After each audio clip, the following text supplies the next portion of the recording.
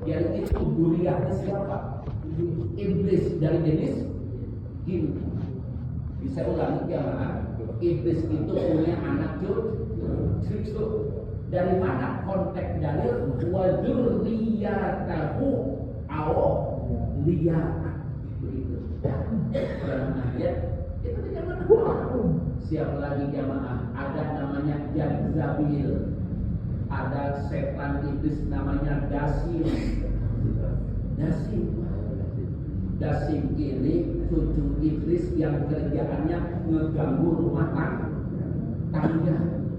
Coba ya, laki selingkuh, istri selingkuh, na'udzubillah. Itu jamaah.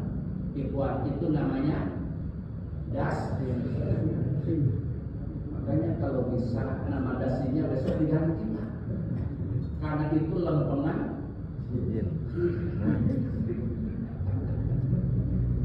masalah. Jadi cicitnya iblis itu yang suka gangguin rumah tangga, biar aut-autan rumah tangganya, biar hancur, kan? Itu siapa?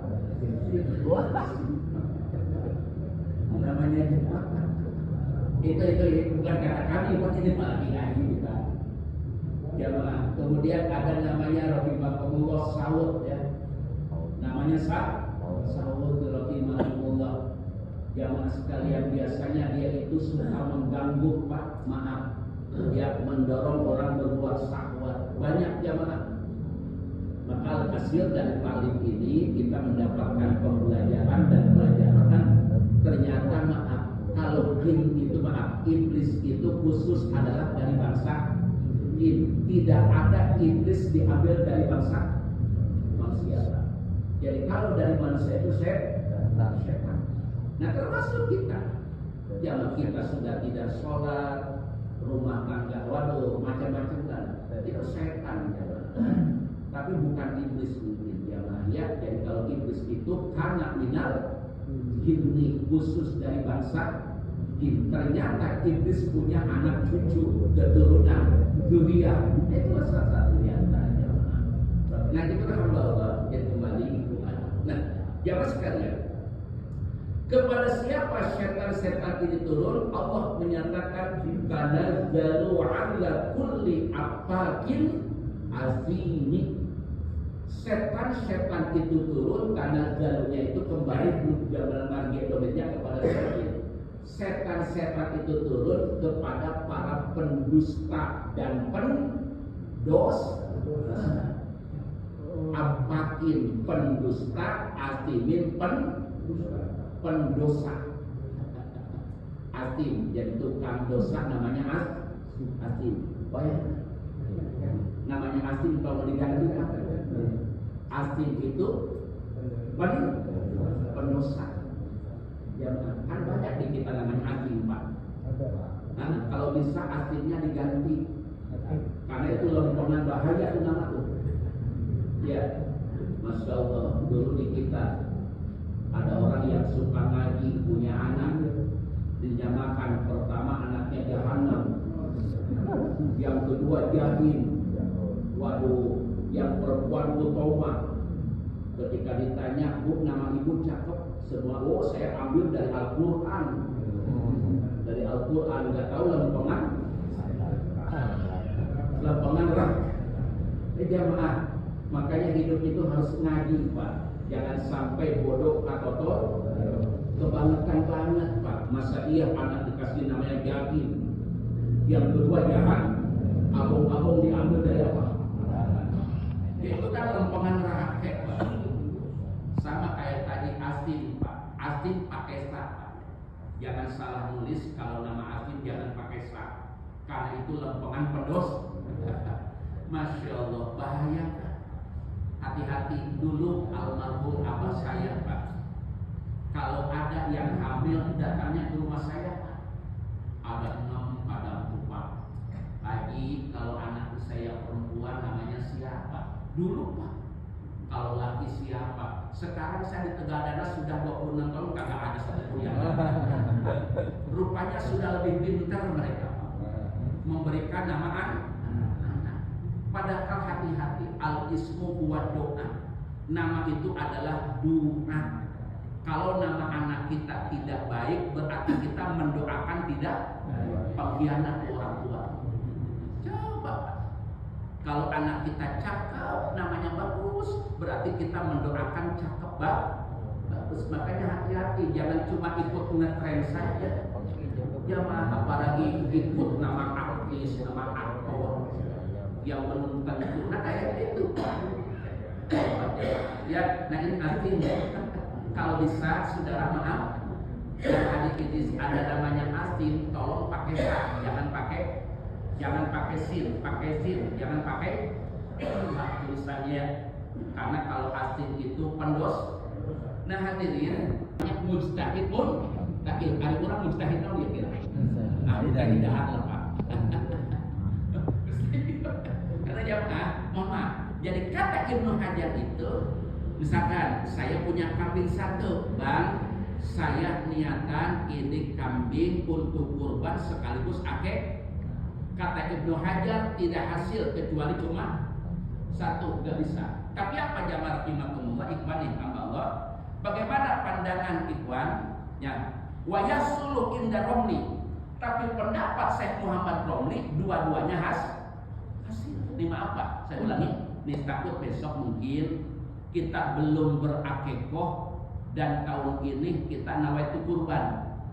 Ya, karena merasa kita hidup ini belum sempurna kalau belum akekoh. Ya Allah, bagaimana kalau kambing satu niatnya Nah, jawaban Syekh Muhammad Romli yahsulu, hasil duanya. Jadi boleh kita niatnya sejak kami kurban, dan yang bilang itu Syekh Muhammad Romli. Nah, Syekh Muhammad Romli ini saudara ulama yang seleting dengan Imam Nawawi, mujtahid fatwa di bawah mujtahid tarjih. Saya ulangi Pak, mutlak, tarjih, fatwa, takil Pak. Nah ini Pak jamaah, guru besar mujtahid fatwa itu adalah dua, satu Imam Nawawi, kedua Imam Romli. Nah, kata Imam Romli mengatakan hasil. Jadi kalau kita besok nawaitu dalam hati saudara bahwa saya niatkan kambing ini untuk kurban dan akekoh, kata Syekh Muhammad Romli dua-duanya hasil. Yang penting orangnya itu juga. Nah, yang penting dengan orang yang sama. Jadi niatnya saja, orangnya tetap apa?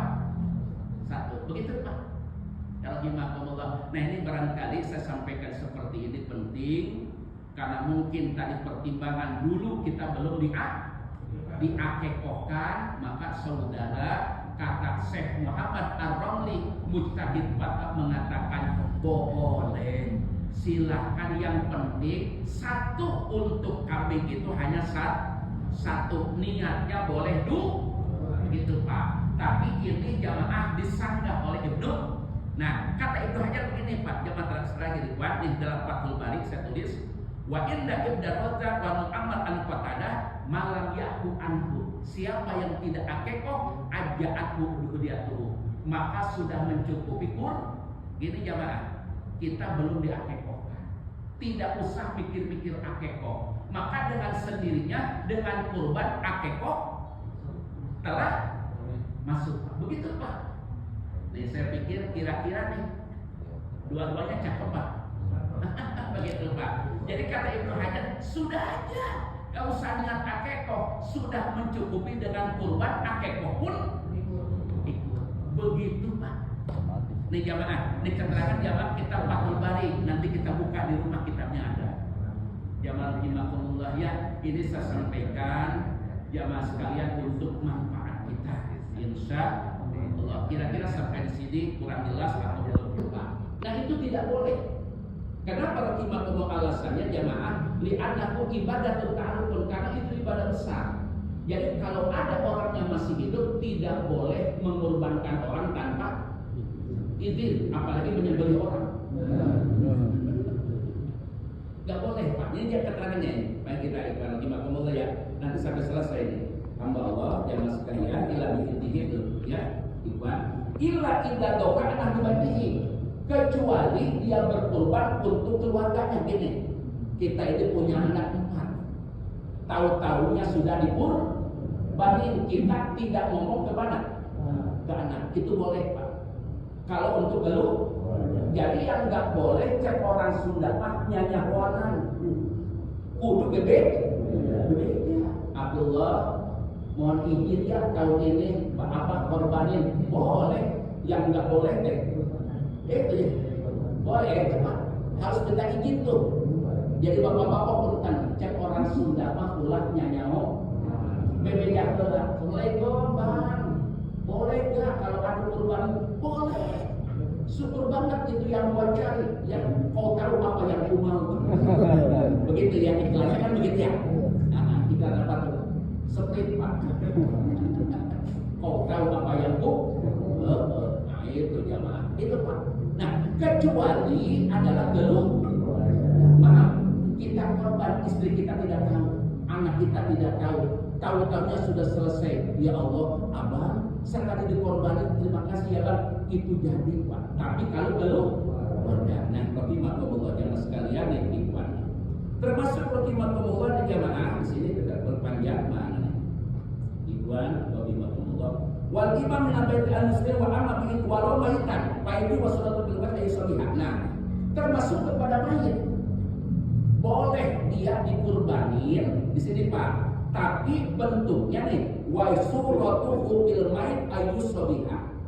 Bahwa gambarannya untuk mayit itu harus ada wasiat. Nah, pertanyaan tadi, bolehkah kita ngurbanin orang yang sudah meninggal tanpa meninggalkan wasiat? Saya jawab dalam kitab ini tidak boleh. Jamaah ini ya, rahimahullah. Satu nih, tapi Pak maaf tadi, perkembangan fikih itu bijak. Bagaimana pandangan ulama yang lain? Contoh tadi Syekh Muhammad Romli tercatat dalam kitab Qalyubi wal Amirah ya juju andalika li annahu darbun minas shadaqah. Tapi boleh mengatakan walaupun tidak wasiat boleh karena itu bagian daripada sedekah. Yang bilang itu adalah Syekh Muhammad Romli tadi. Di mana keterangannya Qalyubi wal Amirah boleh. Dalam kata ini jamaah tidak bisa, tetap harus ada wasiat. Tapi dalam Qalyubi tidak usah ada. Jadi kurbanin keluarga atau siapa yang tidak wasiat, karena itu bagian daripada sedekah. Oh, begitu Pak. Jadi mohon maaf ya jamaah, sebagai orang tua kita penanya tadi. Jadi kalau kita mengorbankan keluarga atau siapapun kemudian tidak diwasiat, boleh ikut pandangan Imam Muhammad Romli. Begitu. Di mana keterangannya? Itu dalam kitab Qalyubi wal Amirah. Kalaupun nanti perlu besok kita bawa kitabnya. Seperti ya. Jadi jamaah baguslah hamba Allah, karena itu bagian daripada sedekah. Saya kira banyak di sini orang yang ngurbanin orang yang meninggal tanpa ada yang begitu baik. Banyak Pak. Maka tidak usah ragu saudara-saudara, jamaah perkembangan fikih ini cakep. Makanya kalau ilmu fikih itu tabakur Pak, ilmunya melaut, makin dalam makin buyung Pak. Begitu jamaah sekalian, karena itu rahimahullah ya, yang sudah ngurbanin keluarga atau siapapun tanpa wasiat itu hukumnya jadi. Siapa yang bilang itu? Mujtahid fatwa, namanya Syekh Muhammad Romli. Ya, itu keterangannya kan. Ya, demikian barangkali ada lagi Pak. Cukup. Wah, setengah 7.